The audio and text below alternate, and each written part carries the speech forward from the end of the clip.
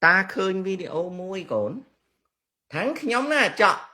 phân bảo về men chọn men ta tơ mơ về ta tơ mơ về ta sẽ lanh về កងសពស្គាល់ពូហើយកងខ្ញុំព្យាយាមតម្រាំតកងបានមើលវីដេអូខ្ញុំណា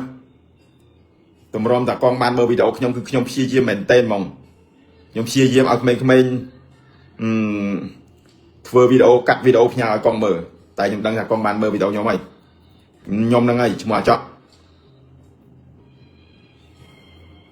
ហើយកងមិនបាច់ឆ្ងល់ថាអាណាគេឈ្មោះអាចក់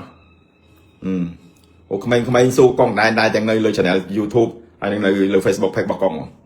ម្សិលមិញកង live បានប្រហែល300 view ខ្ញុំ share មួយ click កងឯង like ដល់ជាង 2k